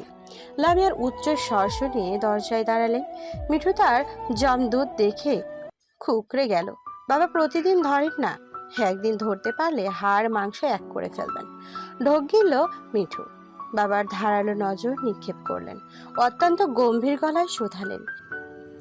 তোর পড়ালেখার কি হয়েছে? মিঠু ভয়ে জবাব দিতে পারল না। কি বলবে সে? আমি সারাদিন আড্ডাবাজি করে লেখাপড়া আর লাঠি উঠিয়েছি, এটা বলবে? বাবা আবারও একই প্রশ্ন করলো। আবারও নিশ্চুপ মিঠু। আচমকা তার বা গাল জ্বলে উঠল, কানে তালা লেগে গেল। সহজরে শব্দ শুনে লামিয়া বাবা ভাই দুজনেই এদিকে তাকালো। চোখ দুটো জ্বলে উঠল তার। ব্যথাতুর চোখে মিঠুর দিকে তাকালো। একটু আগের ক্ষোভ পানি হয়ে গেল। বাবা কোষে থাপ্পড় মেরেছেন মিঠুর গালে। বাজখাই গলায় বললেন, পড়ালেখা না করলে কাল থেকে তোর খাওয়া দাওয়ার টাকা সব বন্ধ। কি পেয়েছিস তুই? টাকা কি গাছে ধরে? গাছ থেকে ছিললাম আর তোদের পেছনে খরচ করলাম। বাবা আর দাঁড়ালো না, চলে গেলেন। ইকুয়েশন গোল্লায় যাক। লামিয়া তড়িঘড়ি করে উঠে এলো। মিঠুর গালে হাত বুলিয়ে ব্যথাতুর কণ্ঠে বলল, ইস, খুব বেশি লেগেছে না? মিঠু তীক্ষ্ণ চোখে তাকিয়ে মুখ ঘুরিয়ে নিল, কথা বলল না। লামিয়া ফোন বাড়িয়ে বলল, নে ধর। বেহায়া মিঠুর সকল রাগ, ব্যথা, ভয় ফিকে হয়ে গেল। সব ভুলে এক থাবায় ফোন নিয়ে নিল। যেতে যেতে বিদ্রুপ করে বলে গেল, সব দরদ শুধু মেয়েদের জন্য, আর আমি তো বানের জলে ভেসে এসেছি, তাই আমার জন্য দরদ নেই। এইসব আলগা দরদ দেখলে ইচ্ছে করে কোথাও গিয়ে ঘাপটি মেরে বসে থাকি। নিঃশব্দে হাসল লামিয়া। এই ভাইটা তাকে সামনাসামনি যতটা হিংসে করে, আড়ালে তার চেয়ে বেশি ভালোবাসে। সে অনেকটা বেপরোয়া থাকতে চায়, নিজের মর্জি মাফিক সবকিছু না হলে অশান্ত হয়ে পড়ে। তার রাগ অভিমান ক্ষণিকের জন্য। এখন আর পড়ায় মন বসবে না। বই গুছিয়ে উঠে পড়লো লামিয়া। বৈঠকখানায় গিয়ে দেখলো অরু আগে ভাগেই বাবার কোল দখল করে নিয়েছে। ছোট ছোট হাতে দুটো বাবার গাল পেঁচিয়ে সারা মুখে অগণিত চুমু খাচ্ছে, যেন বহু বছর পর বাবাকে দেখলো। অচুত সকালে বাবা বেরিয়েছেন। একটু দরজা ধরে বেরিয়ে যাচ্ছে দেখে পেছন থেকে ডেকে উঠলো লামিয়া। কোথায় যাচ্ছিস? সন্ধ্যা থেকে রামির জ্বর, তার কাছেই যাচ্ছি। লামিয়া চিন্তিত স্বরে বলল, কি বলিস? চল, আমিও যাব। অরু বাবার কোল থেকে নেমে পড়ল, বায়না ধরলো সেও যাবে। অতঃপর তিন ভাই বোন তিনতলায় নামলো। আয়শা আন্টি বসে বসে জলপট্টি দিচ্ছেন রামির কপালে। পাশেই কপালে ভাঁজ ফেলে ঔষধ চেক করছে সম্রাট। লামিয়াদের দেখে দাঁড়িয়ে পড়ল। রামির পাশে বাসায় জায়গা করে দূরে দাঁড়ালো। চঞ্চল স্বভাবের ছেলেটাকে এক নজর দেখল লামিয়া। কয়েক ঘন্টার ব্যবধানে তার চেহারা মলিনতার ছাপ স্পষ্ট হয়ে উঠেছে। চোখ দুটো খাদে নেমে গেছে। নরম হাতে রামের কপালে গালে হাত রেখে জ্বর দেখল। চিন্তিত গলায় বলল, ওর তো অনেক জ্বর, কিছু খেয়েছে? আয়েশা সুলতানা দীর্ঘশ্বাস ফেলে বললেন, কিছুই খেতে চাচ্ছ না? মাতুরের স্যুপ বানিয়ে আনলাম, না খেলে ঔষধ খাবে কিভাবে? আপনাকে ক্লান্ত দেখাচ্ছে আন্টি, আপনি কিছুক্ষণ আরাম করুন, আমি খাইয়ে দিচ্ছি। বাধা দিলেন আয়েশা সুলতানা। তুমি বসো তো, আমি খাওয়াতে পারবো। লামিয়া জোরপূর্বক স্যুপ হাতে নিল, অল্প অল্প ফু দিয়ে রামের সামনে ধরলো। সে গিলতে গিয়েও চোখ মুখ কুচকে নিচ্ছে। স্যুপ শেষ করে ঔষধ চাইলো। সম্রাট সামনে ঔষধের বাক্স রাখলো। লামিয়া পেছনে দাঁড়িয়ে বুঝিয়ে দিচ্ছে কোনটা কখন খাওয়াতে হবে। জমে রইল লামিয়া, ঘাড় নড়ানোর সাহস পেল না, অথচ সম্রাট স্বাভাবিক দূরত্বে দাঁড়িয়েছে। লামিয়ার মনে হলো তার একেবারে পাশ ঘেঁষে দাঁড়িয়েছে, সে নড়াচড়া করলেই কিছু একটা ঘটে যাবে। রামিকে ওষুধ দিয়ে আর দাঁড়ালো না, দ্রুত বাসায় চলে এলো। দুপুরে তেজি সূর্য তার উত্তাপ ছড়াতে ব্যস্ত, ঘামে জড়সড় শরীর। লাইব্রেরি থেকে কিছু একাডেমিক বই নিয়ে বের হলো লামিয়া। এই ছোটখাটো লাইব্রেরি বাবার পরিচিত। বাবার কথা বলে বই নিয়ে যায় লামিয়া। তিনি সময় করে বিল পরিশোধ করেন। লাইব্রেরিটা সম্রাটের কলেজের রাস্তায়। রিক্সা করে বাসায় ফিরছিল সম্রাট। পথিমধ্যে লামিয়ার মতো কাউকে দেখেই রিক্সা থেকে নেমে পড়ল। একটু কাছে এসেই নিশ্চিত হলো এটা লামিয়া। হাতে কয়েকটা বই, কাঁধে ব্যাগ, লম্বা কদমে এগিয়ে এলো সে। লামিয়া, চমকে পেছনে তাকালো লামিয়া। সম্রাট দাঁড়িয়ে আছে। জিজ্ঞেস করলো, বই কিনতে এসেছেন? জি। ছোট্ট করে উত্তর দিল লামিয়া। সম্রাট বলল, চলুন আপনাকে রিক্সা ডেকে দেই। সম্রাট নিশ্চয়ই নিজের চড়া রিক্সায় তাকে যেতে বলে নিজের রিক্সার জন্য দাঁড়িয়ে থাকবে। কি দরকার? লামিয়া বলল, অল্প একটু পথ বাকি, এখান থেকে তো বাসা কাছেই, আমি যেতে পারবো। সামনে এগিয়ে গেল লামিয়া। সম্রাট বিরক্তি করলো না। লামিয়াকে এভাবে রাস্তায় ফেলে সে রিক্সা নিয়ে চলে যাবে, এটা সমীচীন দেখায় না। রিক্সার ভাড়া মিটিয়ে লামিয়ার পাশাপাশি কদম ফেলল। বইগুলো আমার হাতে দিন লামিয়া। আমি নিতে পারবো। সম্রাট বইগুলো জোরপূর্বক টেনে নিল। হাঁটতে হাঁটতেই নিঃসংকোচে নরম স্বরে বলল, এই ভারী বই নিতে কষ্ট হবে আপনার। জানালার পর্দা দুহাতে মেলে দিতে কয়েক টুকরো নরম আলো হুমড়িয়ে রঙিন কার্পেট দখল করে নিল। ভাঙা ভাঙা রোদ পড়ল লামিয়ার উজ্জ্বল চেহারায়। চোখজোড়া আবেশে নিভে গেল। আজ বৃষ্টির কোনো চিহ্ন নেই। ঝলমল করা রোদ উঠেছে আকাশে। দু হাত উঁচু করে অবাধ্য চুলগুলো হাত গোভায় আটকে নিয়ে পিছে ফিরে এক নজর তাকিয়ে দেখল লামিয়া। ছোট্ট আরও ঘুমিয়ে আছে উপর হয়ে। মুখের অর্ধভাগ স্পষ্ট দেখা যাচ্ছে। কুচকুচে কালো পাপড়ি স্থির হয়ে আছে। গোলাপি রঙের নরম ঠোঁটজোড়া ঈষৎ ফুলিয়ে রেখে ঘুমাচ্ছে। সারা রাত লামিয়ার উপর হাত পা তুলেই সে ঘুমাবে। আরুকে দেখলে লামিয়ার বড্ড মায়া লাগে। জড়িয়ে আদর করতে ইচ্ছে হয়। এমন একটা পরীর মতো বোন আল্লাহ তাকে দিয়েছে ভেবে মনে মনে শুকরিয়া জ্ঞাপন করে। এগিয়ে এলো লামিয়া। অরুর কপালে ঠোঁট ছুঁয়ে আদর করে ডাকলো। অরুটিয়া পাখি উঠবে না। নড়ে চড়ে পাশ ফিরে ছুলো অরু। আর এখন ওঠার কোনো ইচ্ছে নেই।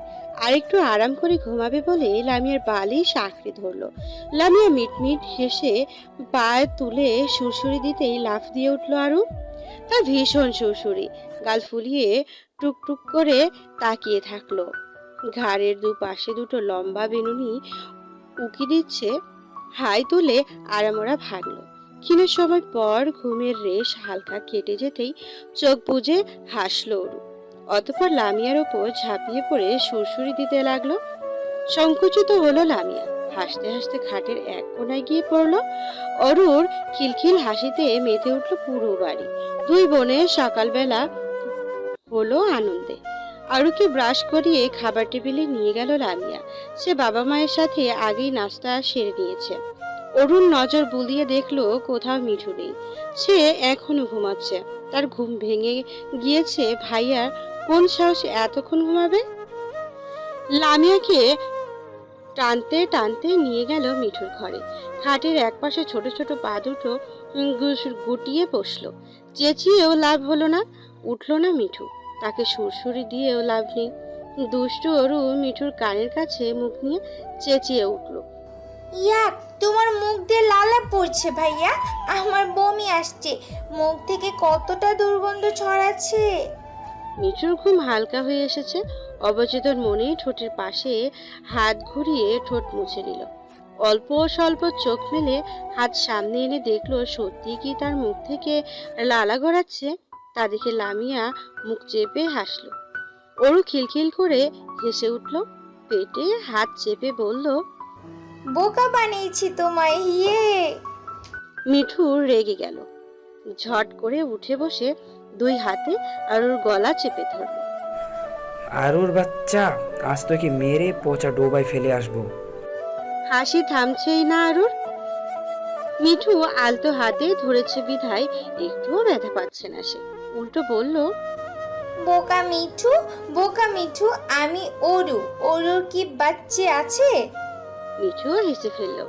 অরুকে চাপতে ধরে বলল, বলেছিলি না আমার মুখে দুর্গন্ধ লালা গড়াচ্ছে? এখন এই দুর্গন্ধ মুখে তোর গালে চুমু দিব। মিঠু দেরি না করে পরপর দুটো চুমু দিয়ে ফেলল। ওর চোখ পেয়ে জল গড়াতে দেরি হলো না, ফ্যাচ ফ্যাচ করে কেঁদে ফেললো। বর্ষার মতো জলে টইটুম্ব চোখ, তার পরীর মতো গাল দুটো নির্ঘাত নষ্ট হয়ে গিয়েছে। কেঁদে বুক ভাসালো সে। মিঠু তাকে ছেড়ে দিতেই খাট থেকে নেমে গেল। গাল ঘষতে ঘষতে দরজা পর্যন্ত গিয়ে থামলো মিঠু। করুণ গলায় বলল, চালাক আরও আমায় বোকা বানালো। কান্না চোখে খিলখিল করে হেসে ফেললো অরু। শান্ত ঘরটি ঝুমঝুম করে উঠল তার হাসির শব্দে। আচমকা অরুকে এভাবে হাসতে দেখে লামিয়া মিঠু দুজনেই হেসে ফেললো। অরু ভীষণ দুষ্ট, নাটক করতে বেশ পারদর্শী। মুহূর্তে এই মিঠুকে বিপদে ফেলে দেওয়ার ক্ষমতা রাখে। তার একমাত্র অস্ত্র চোখের পানি। বাবার সামনে দুফোঁটা ঝরিয়েছে তো মিঠুর কপালে দুঃখ নামে। শুক্রবার সাপ্তাহিক ছুটির দিন হয়, কম বেশি সবাই বাড়িতে উপস্থিত। পুরো সপ্তাহে সবগুলো জামা কাপড় জমে আছে। মাকে রান্না করে দেখে লামিয়া খুঁজে খুঁজে সবার জামা কাপড় নিয়ে নিল কাচতে। সবচেয়ে বেশি ময়লা কাপড় পাওয়া গেল মিঠুর ঘরে। নোংরা ভাবে থাকতে সে এক্সপার্ট। জামা কাপড় শুকাতে দিয়ে একবার রামিকে দেখে আসবে। আকস্মিক জ্বরের কবলে পড়ে ছেলেটা একেবারে শান্ত হয়ে গিয়েছে। সারাদিনই চোখ মুখ মলিন থাকে। দুর্বল শরীর নিয়ে বেশিক্ষণ হাঁটাচলা করতে পারে না। একটু পরপরই বিছানায় গা এলিয়ে দেয়। এখন আর তাদের ঘরেও আসে না। আগে তারা আড্ডা দিত মিঠুর ঘরে, এখন মিঠুর আড্ডা রামের ঘরে। জামা কাপড়ের বালতি নিয়ে ছাদে উঠল লামিয়া। ঘেমে নিয়ে একাকার শরীর, কপালের পাশ ঘেঁষে এক ফোঁটা নোনা পানি গড়িয়ে পড়ে গলার হাড় স্পর্শ করল। কোমরে শক্ত করে ওড়না বাঁধা লম্বা দড়ির এক পাশ থেকে জামা কাপড় মেলে দেওয়া শুরু করলো। সম্রাট মাত্রই ছাদে এলো, তার হাতেও এক বালতি কাপড়। মায়ের কাছ থেকে ধোয়া জামা কাপড় বালতি নিয়ে ছাদে এলো। ছুটির দিনে যতটুকু পারে মাকে সাহায্য করার চেষ্টা করে। তার বড় ভাই তো রান্নাও করতে জানে। ছুটির দিনে মাকে রান্না সাহায্য করত। ছাদের সবগুলো দড়ি লামিয়া একাই জামা কাপড় দিয়ে দখল করে নিল। সম্রাট নির্ঝঞ্ঝাট নিপাট ভদ্রলোক। ভদ্রলোকদের আবার ঝগড়া করার নিবেশ দোষ থাকে না। গলা ছেড়ে পেলব কণ্ঠে শুধালো, এক পাশে আমাকে জায়গা দেওয়া যাবে? চমকে পেছনে তাকালো লামিয়া। নির্জন ছাদে খানিকটা ভয় পেয়ে সম্রাটকে দেখেই প্রলম্বিত শ্বাস ছাড়ল। মানুষ তাকে যখন তখন চমকে দেয়। কখন পেছনে এসে দাঁড়ালো সে বুঝতেই পারল না। এতটুকু শব্দ করে আসা উচিত, এতটা নিঃশব্দে চলাফেরা উচিত নয়, একদম উচিত নয়। সম্রাটের প্রশ্ন ঠিকঠাক বুঝতে না পেরে উল্টো প্রশ্নসূচক দৃষ্টিতে তাকালো লামিয়া। লামিয়া না? সম্রাটের হাতে থাকা বালতি উঁচু করে দেখালো। লামিয়া তড়িঘড়ি করে একটা দড়ি খালি করে দিল। সম্রাট একটা একটা করে জামা কাপড় ঝেড়ে মেলে দিতে লাগলো। খালি বালতি হাতে ফিরে গিয়েও থেমে গেল লামিয়া। শব্দের উৎস ভেসে এলো ছাদের পাশ থেকে। লামিয়া সরাসরি পাশের ছাদে তাকালো। এমন ভ্যাবরার মতো তাকিয়ে আছো কেন? আমাকে চিনতে পারোনি নাকি এখন আগের মতো কথা বলতে জড়তা কাজ করে? লামিয়া লোকটিকে চেনে, চিনবে না কেন? 2-3 বছর কি কারো চেহারা ভুলে যাওয়া যায়? উনি পাশের বিল্ডিং এর জুনাইদ ভাইয়া। ভালো ছেলে ছিলেন, বাজে ছেলেদের সাথে মিশে খারাপ হয়ে যাচ্ছিলেন বিধায় বাবা মা বিদেশে পাঠিয়ে দিয়েছেন। এখন হয়তো ছুটিতে বাড়ি এসেছেন। ভ্যাবরা বেলায় অপমানিত বোধ করলো লামিয়া। তাকে কোনো দিক থেকে ভ্যাবরা মনে হয়। আর চোখে তাকিয়ে দেখলো সম্রাট তার দিকে তাকিয়ে নেই, আপন মনে কাপড় মেলে দিচ্ছে, মুখে দেখা যাচ্ছে না। লামিয়া ধরে নিল তার আপন মনে লোকটি মুখ লুকিয়ে হাসছে। গলা ধরে এলো তার। অপমান নিতে না পেরে রেগে গেল লামিয়া। কঠিন গলায় বলল, একদম আমাকে ভ্যাবরা বলবেন না জুনায়েদ ভাইয়া, বিশ্রী লাগে শুনতে। ছি। জুনাইদ হো হো করে হেসে উঠল, ব্যঙ্গ করে বলল, কি আশ্চর্য লামিয়া, তুমি কাঁদছো না? ছোটবেলায় তো চেচ কাঁদুনে ছেলে, একটু কিছু বলতে ফ্যাচ ফ্যাচ করে কেঁদে ফেলতে। এবার প্রচন্ড বিরক্ত দেখালো লামিয়াকে। জুনাইদের কথার জবাব দিল না। মানুষের ছোটবেলা আর বড়বেলা কি এক নাকি? জুনাইদ লামিয়ার পেছনে দাঁড়ালো, সম্রাটকে ইঙ্গিত করে বলল, তোমার পেছনে নেই কে লামিয়া? লামিয়া এক পলক তাকালো নির্লিপ্ত ভঙ্গিতে দাঁড়িয়ে থাকা সম্রাটের দিকে, অতঃপর কণ্ঠস্বর খাটো করে জবাব দিল। ভাড়াটিয়া। জুনাইদ হাত উঠিয়ে হাই হ্যালো করলো। সম্রাটও জবাব দিল। জুনাইদ নেমে যেতেই সম্রাট মিটমিটিয়ে হেসে বলল, আপনি যে ছিচকা দুনে ছিলেন না মিয়া, কিভাবে কাঁদতেন একটু দেখাবেন? লামিয়া রাগের চাপে জড়তা একটু একটু করে চাপা পড়ল। যথেষ্ট শান্ত থাকার চেষ্টা করলো। রাগ চেপে বলল, আমি মোটেও ছিচকুনে ছিলাম না, আপনি না বুঝেই বলছেন। সম্রাট বুকে হাত গুজে শটান হয়ে দাঁড়ালো। রগড় করে বলল। তো বুঝিয়ে দিন না লামিয়া। লামিয়া অবাক হয়ে জানতে চাইল, কি বুঝিয়ে দেব? ওই যে যা বোঝানোর কথা। সম্রাট চিটিমিটি হাসছে। লামিয়া বুঝতে পারলো লোকটি তার সাথে মজা করছে। চাপা পড়া লজ্জা আবারও সুরসুর করে লামিয়াকে চাপড়ে ধরলো। চোখের দৃষ্টি এলোমেলো হলো, খানিকটা বিষণ্ণ দেখালো তাকে। ভাগ্যকে আবারও দোষারোপ করলো। তাকে কেন এমন পরিস্থিতিতে পড়তে হয় বারবার? ভাগ্য উল্টোকে বিদ্রুপ করে বলল, আমাকে দোষারোপ কেন করছো? দোষটা তোমার। আসলে সব তোমার লজ্জা আর টজ্জা কিছুই নয়। তুমি অ্যাটেনশনের শিকার। লামিয়া হতাশ হলো। কেউ তাকে বুঝতে চায় না। লজ্জা পেয়ে কিভাবে অন্যের মনোযোগ আকর্ষণ করা যায় এভাবে পেল না সে। প্রথম দিনই একটা বিব্রতকর কাণ্ড ঘটিয়ে সে কিভাবে স্বাভাবিক থাকবে? আশ্চর্য! থুর। বলে দ্রুত পায়ে নেমে গেল লামিয়া। সম্রাট নিঃশব্দে হাসছে। তার এখন একটু একটু ভালো লাগছে। আরো ছোট ছোট পায়ে কদম ফেলে ছাদে উঠলো। ফুলগুলো ছুঁয়ে ছুঁয়ে দেখছে। সম্রাট এখনো নামেনি। আরুকে দেখে কাছে ডাকলো। আরু তাকে পাত্তা দিল না, মুখ ভেঙচি কেটে তুচ্ছ-তাচ্ছিল্য করলো। সম্রাট ছাদের রেলিং এ ঠেস দিয়ে দাঁড়ালো।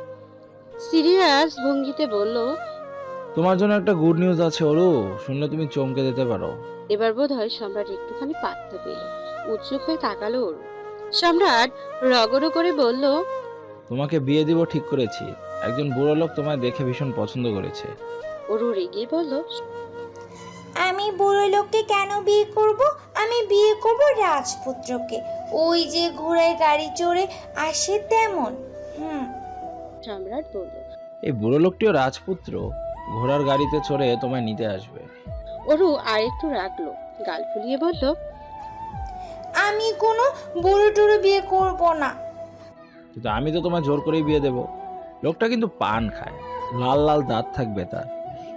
ওরু কেঁদে ফেলল। আমি বুড়ো বিয়ে করব না। সম্রাট এগিয়ে গেল। ওরু চোখ মুছে দিয়ে বলল, আচ্ছা আচ্ছা, বিয়ে দেব না বুড়ো লোকের সাথে, কিন্তু একটা শর্ত আছে, আমার সাথে বন্ধুত্ব করতে হবে। সম্রাটের সামান্য শর্তে ওরু রাজি হয়ে গেল। সবটা ঠিকঠাকই ছিল, বেশ জমালো সম্রাটের সাথে। কিন্তু যাওয়ার সময় দরজার ছিটকে নিয়ে আটকে দিল। জোরালো গলায় বলল, এবার তোমায় একা একা ভূতে খাবে, তখন আমায় আর বুড়ো লোকের সাথে বিয়ে দিতে পারবে না। ইয়ে হে। ছোট অরুর দুরন্তপনায় স্তব্ধ হলো সম্রাট।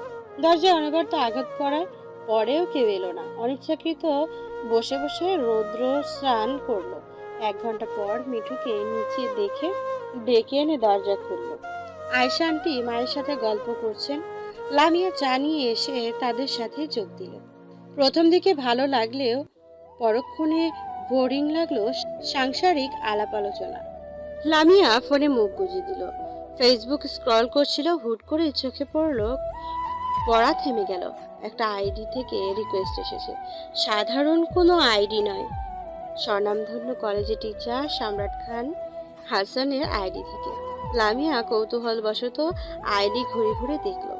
ফেক আইডি মনে হচ্ছে না, ভেবে চিন্তে রিকোয়েস্ট অ্যাকসেপ্ট করলো। পরপরই মেসেঞ্জারে টুংটাং শব্দ, আরও এক ধাপ চমকালো। মা কি আপনাদের ঘরে আছেন? দূরে দূরে বুক কাঁপছে, লামিয়ার হাত কাঁপছে।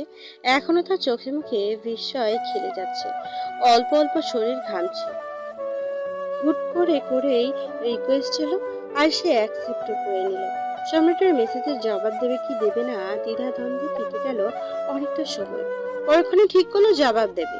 হয়তো মাকে অনেকক্ষণ ধরেই খুঁজে যাচ্ছে লোকটি। লামিয়া ফোনে কিবোর্ডে কাঁপা কাঁপা হাত চালালো। জি আন্টি আমাদের ঘরে। ছোট জবাব দিয়ে শ্বাস ছাড়লো লামিয়া। টুংটাং করে আবার মেসেজ ভেসে এলো। কষ্ট করে মাকে একটু পাঠিয়ে দিন।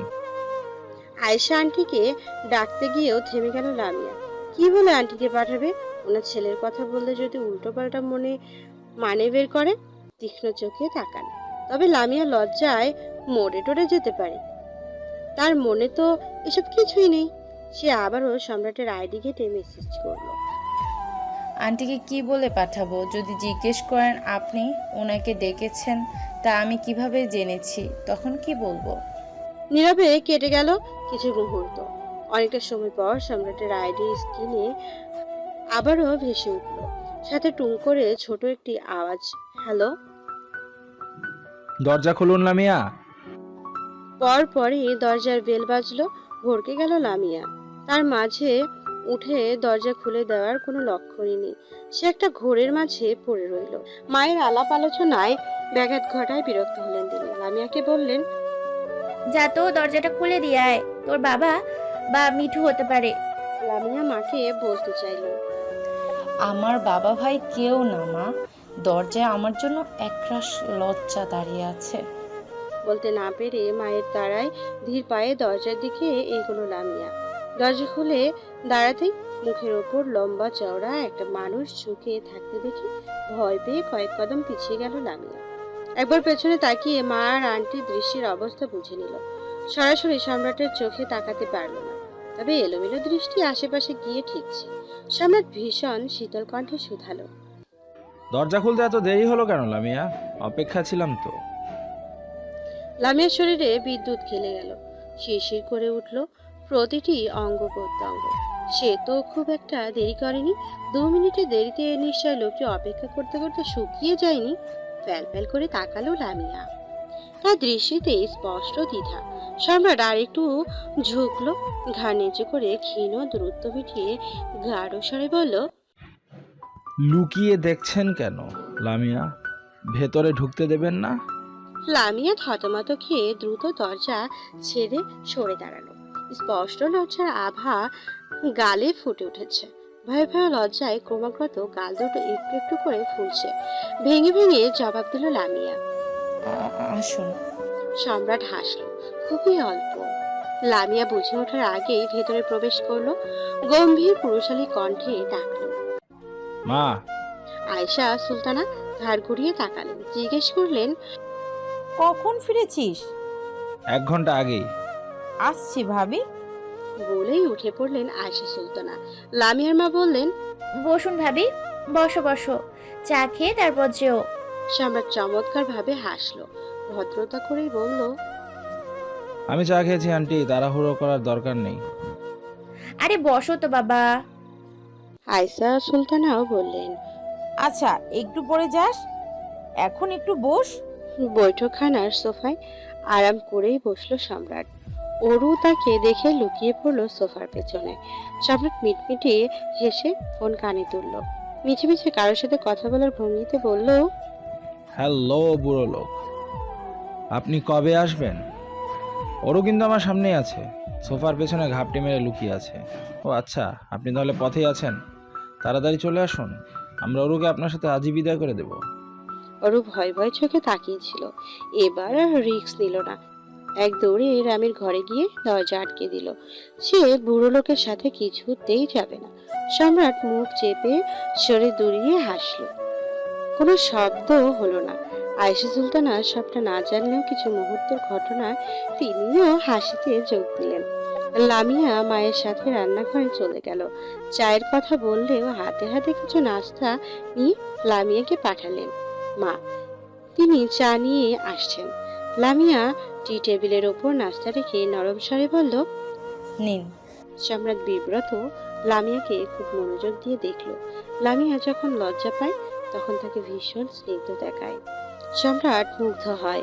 কত ভাবি যে লজ্জা পাওয়া যায়, তাই মেয়ে লামিয়ার কাছ থেকে শেখা উচিত। কারণে অকারণে হুটহাট লজ্জা পাওয়া। মেয়েটাকে কোনো কারণ ছাড়া সম্রাটের চোখে বিশেষ কেউ মনে হয়। সে নাস্তা নিল না। লামিয়ার মা চা নিয়ে আসতেই এক কাপ চা হাতে নিল, ছোট ছোট চুমুক বসিয়ে চোখ বুলিয়ে নিল সামনে থাকা ঘরের প্রতিটি কোণার সকল আসবাবপত্রের সাথে সাথে। লামিয়াও ছিল তার দৃষ্টির শিকার। ওই ধারালো নজর থেকে রক্ষা পেল না লামিয়া। কৌশলে কয়েকবার জড়সড় হয়ে দাঁড়িয়ে থাকা মেয়েটিকে দেখে নিল সম্রাট। চা শেষ করতেই কাল বিলম্ব না করে মা ছেলে ফিরে এলেন ঘরে। গ্রীষ্মের দুপুরে খা খা করা রোদ্দুর, সূর্যের তাপে মগজ গলে পড়ার উপক্রম। তরতর করে ঘামছে শরীর। প্রচন্ড পানি পিপাসায় কাতর রোজাদার ব্যক্তিরা। আকাশ ফেটে এক ফসলা বৃষ্টির আশায় চাতক পাখির মতো চেয়ে আছে তারা। ওনা দিয়ে মুখে ঘাম মুছে নিল লামিয়া। অন্যদিকের তুলনায় আজ একটু বেশি কষ্ট হচ্ছে। ভীষণ অস্থির অস্থির লাগছে। ক্লাসের ঝামেলায় বাড়ি থেকে বের হতে হয়েছে। স্টপেজে আসতেই বাস থেকে নেমে পড়লো। এতক্ষণ মোটামুটি ঠিক থাকলেও এবার শরীর মৃদু মৃদু কাঁপছে। দাঁড়িয়ে থাকতে ভীষণ কষ্ট হচ্ছে। সম্রাট কলেজের ডিউটি শেষ করে রিক্সা নিল। গাড়িতে চড়ার সময় আশপাশ পর্যবেক্ষণ করা তার অভ্যাস। চোখে পড়লো বাস স্টপে তার সামনে দাঁড়িয়ে থাকা লামিয়ার উপর। চোখ মুখ শুকিয়ে আছে, অনেকটাই অসুস্থ দেখাচ্ছে তাকে। মনে হচ্ছে এখনই বুঝি ঢুলিয়ে পড়বে। সম্রাট রিক্সা নিয়ে থামলে স্টপেজের সামনে। থেমে গিয়ে ব্যস্ত পায়ে লামিয়ার সান্নিধ্যে এলো। নরম স্বরে বলল, লামিয়া। লামিয়া ঝাপসা ঝাপসা চোখে তাকালো। মাথা ঘুরছে তার। সম্রাট এগিয়ে এসে এই প্রথমবার লামিয়ার হাত আঁকড়ে ধরল। অনুমতিবিহীন শক্ত হাতের মুঠোয় নিল লামিয়ার নরম হাত। লামিয়া বাধা দিল না। দুর্বল শরীরে জড়তা আর জায়গা পেল না। অল্প সময়ের জন্য লুকিয়ে পড়ল ভরি ভরি লজ্জা। বাধ্য মেয়ের মতো সম্রাটের সাথে রিকশায় উঠল সে। সম্রাট চিন্তিত স্বরে বলল, বেশি খারাপ লাগছে লামিয়া? লামিয়া জবাব দিল না। চোখ বুজে রিকশার হুক আঁকড়ে বসে রইল। সম্রাট রিকশা ছেড়ে হুট করে নেমে পড়ল। পাশের দোকান থেকে এক বোতল ঠান্ডা পানি কিনে আনলো। দোকানি লোকটা বাঁকা চোখে তাকালেন। রমজান মাসে কিছু কিনতে দেখলেই মানুষ ভাবে লোকটি বুঝি রোজা রাখেনি। সম্রাট অবশ্য দোকানি লোকটির দৃষ্টিকে পাত্তা দেয়নি। টাকা পরিশোধ করে রিকশায় উঠল।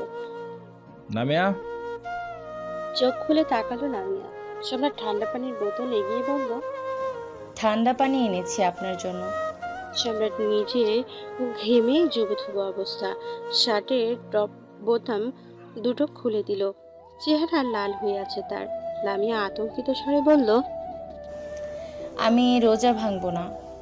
গভীর শ্বাস ছাড়ল সম্রাট। আচ্ছা, মাথায় একটু পানি দিন, ভালো লাগবে। বোতলের মুখ খুলে লামিয়া হাতে ধরিয়ে দিল সম্রাট। লামিয়া রোনা সরিয়ে মাথা তালুতে সামান্য পানি দিল। এখন একটু ঝরঝরে লাগছে।